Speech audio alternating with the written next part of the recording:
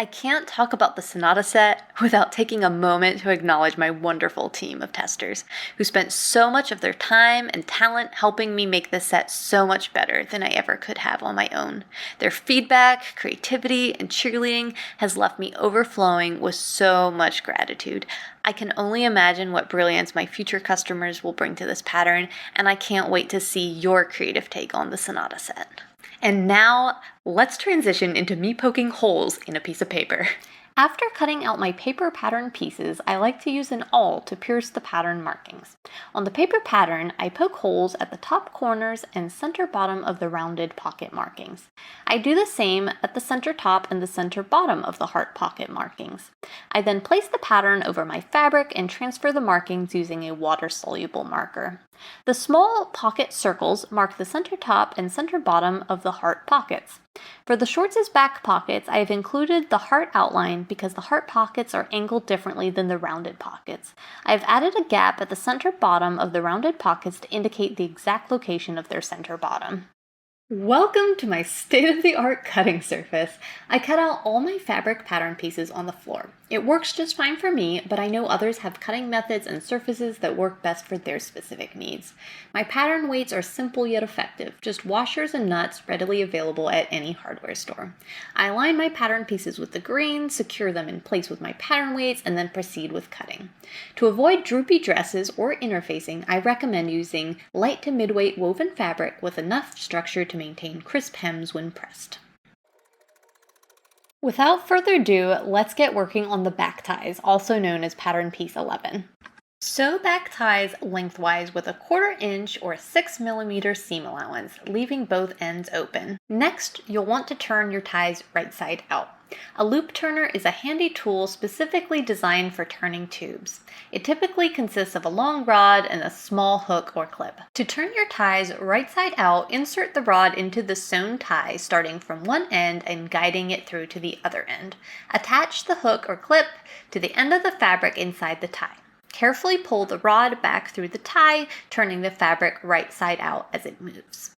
The ties can be turned right side out using several approaches. I prefer a loop turner, but other methods can be used as well. After you turn your ties right side out, you'll want to press them. Your sewing projects will always look more professional if you don't skip this step. Now, let's work on the neckline binding, also known as pattern piece 12. Using an iron, tri-fold neckline binding the long way. Each section should be 1/2 inch or 1.2 centimeters. Set prepped neckline binding aside for now. We're on to the long sleeve wrist bindings, also known as pattern piece 7. If you are not working on the long sleeve dress, you can go ahead and skip this step. Fold and press wrist binding in half the long way, then press each side in half again to create quarters. Unfold binding prior to sewing short ends together. Place short ends together, right sides facing each other, and sew at 3/8 of an inch or 1 centimeter. Press seam allowance open and repress quarter folds at seam. Let's move on to stay stitching your necklines. Stay stitch necklines before sewing your front and back shoulders together. This is to keep your neckline from stretching. Stitch at a 1/4 inch, also known as 6 millimeters, starting at the top of one shoulder and ending at the center front. This method keeps your neckline from warping from one side. Press stitching to lie flat. We're moving on to pockets now. Those are pattern pieces 8 through 10. If you're working with fabric that lacks structure, I recommend you interface your pocket facings. Press top edge 3/8 of an inch or 1 centimeter down on both curved pockets and heart pocket facings. For curved pockets, pattern piece 8, fold top under at notches. Press.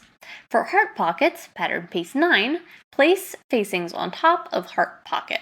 Sew at a 1/4 inch or 6 millimeters all around edges of pocket. For curved pockets, pattern piece 8, cut a 1/4 inch or 6 millimeters off the corners to reduce bulk. For heart pockets, pivot at corners. Overlock or zigzag edges. For heart pockets, pattern piece 9 through 10, cut seam allowance down to 1/8 of an inch or 3 millimeters in facing area. Turn pockets right side out. On curved pockets, pattern piece 8, use a point turner for crisp pocket corners. Use the 1/4 inch or 6 millimeter stitch line as a guide to press a fold around the perimeter of both pocket styles. On the heart pockets, pattern pieces 9 through 10, use a marking tool to draw a line 1 7/8 inch or 4.8 centimeters from the top of the pocket. You will stitch at this line. On the rounded pockets, pocket piece 8, stitch down 1 7/8 inch or 4.8 centimeters from the top pocket fold. On both types of pockets, you can either sew from the outside using a guide or sew from the inside, sewing 1/16 of an inch or 2 millimeters from the inner fold. For the heart pocket, pattern pieces 9 through 10, you'll want to figure out where your stitching will stop and start. Place your paper pattern piece 10, on top of your fabric pocket. Transfer the notches with a marking tool. Place and position pockets on dress or shorts using the pocket placement markings. Pin in place and edge stitch 1/16 of an inch or 2 millimeters away from the pocket perimeter. Let's create some shoulder channels and gathers. You'll want to note that in this step, you are not using the regular 3/8 of an inch or 1 centimeter seam allowance. Place shoulders together, right sides facing each other. Stitch at 5/8 of an inch or 1.6 centimeters. Cut shoulder seam allowance on the dress front, which is pattern piece 1, to a little over 1/8 of an inch or 4 millimeters. Zigzag or overlock shoulder seam allowance on the dress back, which is pattern piece 3. Press back shoulder seam allowance to the front of dress. Press the shoulder seams. You will need elastic for your shoulder gathers. Either a 1/4 inch, which is 6 millimeters, or 3/8 of an inch, which is 1 centimeter, is fine for your elastic width. Consult the chart on page 29 of your instructions to find out what elastic length I recommend. Use a bodkin or safety pin to feed elastic through shoulder channels. Use pins to secure shoulders on either end. Stitch down the neckline elastic at a 1/4 inch or 6 millimeters, but leave the armhole elastic pin for now. You may need to adjust the elastic length later when you try on your dress for fit. Stretch shoulder gathers and gently steam press. Remember those back ties that we previously made? Well, we're going to put them in place now. This is pattern piece 11, by the way. Looking from the outside of the garment, place the edge of a back tie on top of the neckline, right where the elastic peeks out. Place the tie directly on top of the elastic channel with the raw edge aligned against the neckline. While you're still thinking about the ties, put a knot on both loose ends to keep them from fraying. This is just a regular knot, just tie it tight. Okay, let's tackle the neckline binding. This will be pattern piece 12, which you've already prepped. The neckline binding is one of the more challenging parts of this pattern. I totally believe you can conquer it, but should you become frustrated with the process, you can choose to create your own facing instead. I've put some instructions on page 30 with a link showing you how you can do this. The neckline binding has been made intentionally long to ensure it's easy to work with. That way you won't have to struggle to fit it in place. Align the neckline binding with the neckline right sides facing each other. Use pins to evenly distribute the binding, starting around 2 inches, which is 5.1 centimeters, from the shoulder seam. End your pinning 2 inches, which is 5.1 centimeters, from the shoulder seam. This will give you space to stitch and shorten the binding. Sew at 3/8 inches, which is 1 centimeter, leaving the unpinned area unsewn. Pinch and pin the binding so that it fits the neckline. Stitch straight across and trim the seam allowance down to a little over 1/8 of an inch, which ends up being around 4 millimeters. Finish by finger pressing or iron pressing the seams open. Stitch the remaining 4 inches or 10.2 centimeters of the unstitched bias binding to the neckline. Cut seam allowance down to a little over 1/8 of an inch, which ends up being around 4 millimeters, and note that you are only cutting the seam allowance, not the folded binding. Push seam allowance towards the binding, understitching the binding 1/16 of an inch or 2 millimeters from the seam fold. After folding the binding twice to the inside of the dress, you should have a 1/2 inch or 1.2 centimeter wide binding. There will naturally be a little piping effect since the fold is a 1/2 inch, 1.2 centimeters, and the neckline seam allowance is only 3/8 of an inch, which is 1 centimeter. This is intentional. You can choose to keep the piping or press it back into the binding. Use lots of pins to secure the binding down. Yes, gasp. That is glue. I hesitate to share this trick because it's kind of a cheat and it can result in a real headache if you aren't super careful. I've experimented with several fabric glues over the last few years, and so far this is the only one I like. It's called Aleene's Premium Quality Quick Dry Fabric Fusion. Try saying that fast 5 times. Anyway, it's a fast-drying fabric adhesive and it works well because it's tacky, not liquidy. It sits on the fabric surface and doesn't soak through my fabric like other glues can. It's got a flexible hold, and while it holds things like pockets in place, I find I can still peel those pockets off even after the glue has properly dried. If you do opt for this trick, I highly recommend you test it on a scrap piece of your specific fabric first.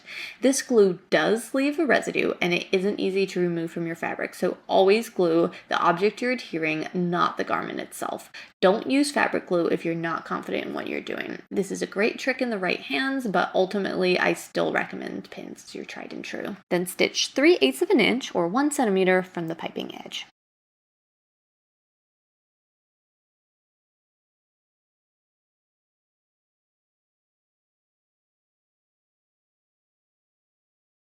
Let's work on the dress side seams now. This includes pattern pieces 1 and 3. With right sides facing each other, place side seams together, matching notches. Pin in place. Stitch seams at 3/8 of an inch, which is 1 centimeter, and finish edges with a zigzag stitch or overlocker. If you own a sleeve board, this is a great time to pull it out. Press side seams towards the back of your dress. You will notice there are markings on the side seams where a pocket could be. Those are notches for the side seam pockets offered in the soon-to-be released Sonata Set add-on pack. If you wish to have side seam pockets, you can either make your own or wait a few weeks till release day. Best way to stay up to date with my new releases is to either follow me on Instagram or subscribe to my newsletter. Don't worry, I won't email you often, but new releases are kind of a big deal that you won't want to miss. We're going to work on the hem facings now. This includes pattern pieces 2 and 4. If you're working with a fabric that lacks structure, I recommend you interface your hem facings. With right sides facing each other, place front and back hem facings together. The notched edges are the bottom of the pattern pieces. Stitch at 3/8 of an inch or 1 centimeter, then press seam allowances open. Fold and press up 3/8 of an inch of the unnotched facing edge. Match side seams and notched edges of the facing to the dress hems. The back facing, pattern piece 4, has 2 notches, and the front facing, pattern piece 2, should have a single notch in the center front hem. If you have not yet cut your center front notches, fold your front pieces in half, aligning side seams, and snip your center front notches. Press seam allowances toward the facing, then understitch on the facing side. You will be sewing 1/16 of an inch, which is 2 millimeters, from the seam. This helps keep the facing from showing on the outside of the dress. Press facing to the inside of the dress, wrong sides together. Pin facing down to make sure it's sitting in the right place. Stitch down 1 7/8 of an inch, which is 4.8 centimeters, from the fold. You can either sew from the outside using a guide or sew from the inside, sewing 1/16 of an inch from the inner fold. We're going to work on the short sleeves now. This involves pattern piece 5. If you're planning on sewing the long sleeves, you can go ahead and skip this step. Before sewing your sleeves to your dress, you'll want to make sure your shoulder elastic is the correct length. Try on your dress and see how the shoulders are currently fitting. If they're too big, you can narrow them by shortening the elastic. Keep the 3/8 of an inch or 1 centimeter seam allowance in mind. You'll want the unsleeved shoulders to be 3/8 of an inch or 1 centimeter broader than their final width. Once the correct elastic length has been achieved, tack the raw edge down at 1/4 inch or 6 millimeters. Press 3/8 of an inch, which is 1 centimeter, of the hem up. Then fold another 2 inches, which is 5.1 centimeters. Place seam allowances together, right sides facing each other. Stitch at 3/8 of an inch, which is 1 centimeter. Press seam allowances towards the back of your sleeve. You can tell which side is the back by the double notches on the back shoulder area. Finish your seams. Stitch at 1 7/8 inch, which is 4.8 centimeters, from the hem fold. You can either sew from the outside using a guide or sew from the inside, sewing 1/16 of an inch, which is 2 millimeters, from the inner fold. We're now going to sew the long sleeves. That involves pattern piece 6. If you've already sewn the short sleeves, you can go ahead and skip this step. Before sewing your sleeves to your dress, you'll want to make sure your shoulder elastic is the correct length. Try on your dress and see how the shoulders are currently fitting. If they're too big, you can narrow them by shortening the elastic. Keep the 3/8 of an inch or 1 centimeter seam allowance in mind. You'll want the unsleeved shoulders to be 3/8 of an inch or 1 centimeter broader than their final width. Once the correct elastic length has been achieved, tack the raw edge down at 1/4 inch or 6 millimeters. Place seam allowances together right sides facing each other. Stitch at 3/8 of an inch, which is 1 centimeter, and finish edges with a zigzag or overlocker. Press seam allowance towards back of sleeve. You can tell which side is the back by the double notches on the back shoulder area. We're going to make some wrist gathering stitches now. This is only for the long sleeve version, so if you're making the short sleeve version, you can go ahead and skip this step. To create the gathering stitches, you can either use a long stitch length and pull the bobbin thread until the circumference of the wrist is achieved, or you can do as I do and use elastic thread to shirr the gathering stitches. I like the shirring option because I can stretch it to whatever length I need and I can easily pull it out when I'm done with it. To shirr, hand wind elastic thread onto your bobbin. Keep the tension consistent, but don't stretch the elastic. Place the bobbin in your machine as usual and use regular thread for the top spool. Sew the first set of gathering stitches 1/4 inch, which is 6 millimeters, from the hem edge, and then sew a second line at 5/8 of an inch, which is 1.6 centimeters. For a more traditional gathering method, leave your thread tails to pull and then tie them off when you achieve your desired wrist circumference. Distribute your gathers. Up next is the long sleeve wrist binding. That's pattern piece 7. If you're sewing the short sleeve version, you can go ahead and skip this step. Place binding seam against sleeve hem seam right sides together. Put a pin in the seam to align them and then align the notch of the binding with the notch of the hem. Pin. Pin in between the seam and the notch to keep gathers secure. Stitch at 3/8 of an inch, which is 1 centimeter. Remove any gathering stitches that are visible from the outside of the garment. Fold binding over the raw edge and secure down with pins. While the sleeve is inside out, stitch from the outside 1/16 of an inch, which is 2 millimeters, from the edge of the seam fold. Make sure all of the inside binding is caught within your stitching. Okay, let's attach some sleeves. Place sleeve against bodice shoulder area, right sides together. Then place pin in the underarm seam to align them. Align the notches, single notch to single notch, double notch to double notch. Pin in between the seam and notch to keep gathers secure. Around the shoulder area, you will need to use lots of pins to ease in the sleeve. For a great final fit, it is necessary for the sleeve cap to be larger than the bodice shoulder. It takes a little bit of finagling, but you should be able to ease them together without any puckers or gathers. If this is difficult, sew a line of gathering stitches between the notches, 1/2 inch, which is 1.3 centimeters, from the edge of your sleeve cap. In this video, I have shown both methods since I know some people really struggle to set in their sleeves. Stitch at 3/8 of an inch, which is 1 centimeter, finish edges, and press seam allowance towards the bodice. Congratulations on finishing the dress. Now that you've done all that hard work, the shorts should be a breeze. I've already covered pocket construction earlier in the video, so I won't go over it again here. However, I've included a timestamp in the description below so you can easily find that section if you need a refresher. Okay, without further ado, let's get working on these shorts. Press your shorts hem up 3/8 of an inch, which is 1 centimeter, and then another 2 inches, which is 5.1 centimeters. Unfold before sewing. Working on one leg at a time, align front and back legs at inseams, right sides together. Stitch at 3/8 of an inch, which is 1 centimeter, pivoting at corner points. Finish seams and press towards back of shorts. Repeat on other leg. Fold hem into the inside of the shorts, wrong sides together. To hold hem in place, pin at inseam, outseam, and the 2 spaces in between. Stitch down 1/7/8 of an inch, which is 4.8 centimeters, from the fold. You can either sew from the outside using a guide or sew from the inside 1/16 of an inch, which is 2 millimeters, from the inner fold. To assemble the rise, insert one leg into the other with right sides together, aligning the notches. Stitch at 3/8 of an inch, which is 1 centimeter, finish edges, and turn shorts right side out. Looking from the outside, press front seam allowance to the right and back seam allowance to the left.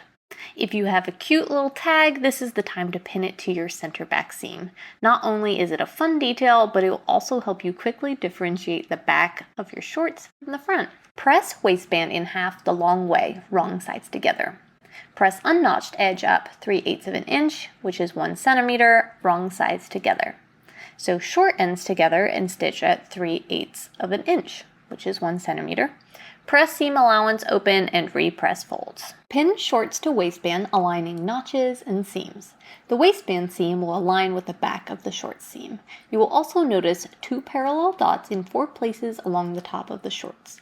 Those are markings for belt loops offered in the soon-to-be-released Sonata Set add-on pack. If you wish to have belt loops, you can either make your own or wait a few weeks for release day. As of right now, I'm thinking the add-on pack won't be released till at least a month after the Sonata Set. Fold inner waistband into the inside of the shorts, wrong sides together.